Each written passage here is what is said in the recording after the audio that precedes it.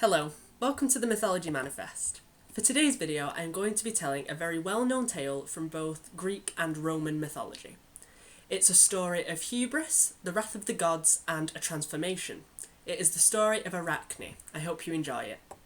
So, the first thing that you need to know about this myth is that it was originally recorded by the Roman poet Ovid in his anthology called Metamorphoses.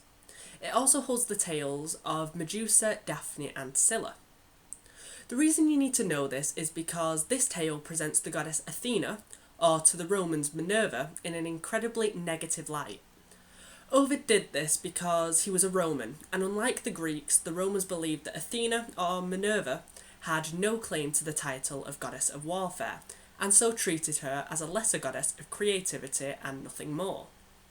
To add to this, Ovid hated all of the gods, but none more so than Minerva. I'll refer to her by her Roman name for this video. So, on to the story.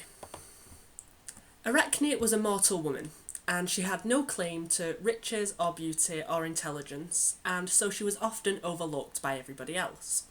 And that was until other mortals discovered that she had a talent for weaving. Her tapestries were beautiful, and so people would pay for her to weave for them and give her tapestries as gifts to loved ones, and sometimes as offerings to the gods. Arachne became quite famous for her talents, and because of this, her ego grew bigger and bigger, and eventually she went as far as to compare herself to Minerva, and claim that she was a better weaver than the goddess of creativity. Hearing this, Minerva sped down from Olympus in a rage and challenged Arachne to a weaving contest. To everyone's surprise, Arachne actually accepted the challenge.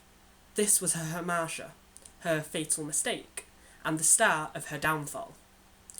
Arachne and Minerva sat in a town centre where many mortals came to view the competition. They weaved for hours, and eventually they finished.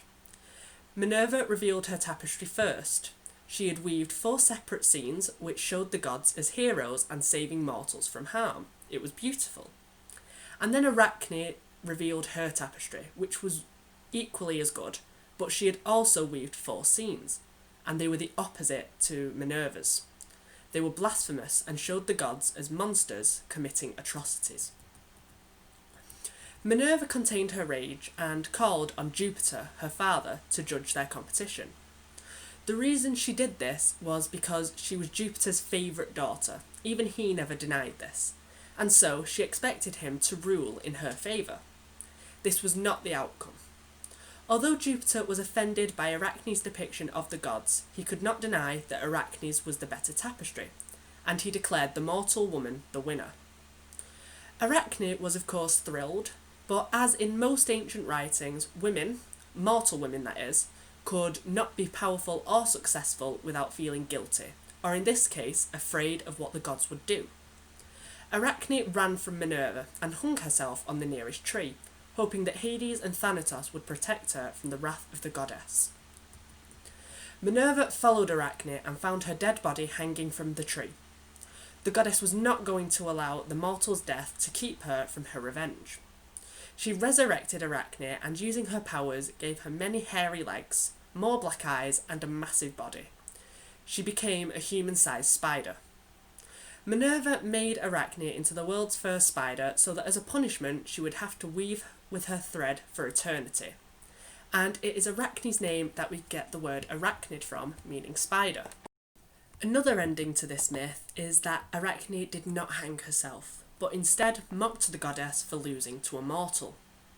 Jupiter tried to stop Minerva from punishing her, but he could not, and so Minerva cursed Arachne to become a spider. In any telling of the myth, Minerva is seen as the villain, and this is because of Ovid and the Romans hating her. But this myth does teach us not to allow hubris, which is excessive pride, to take over, otherwise it will lead to a downfall.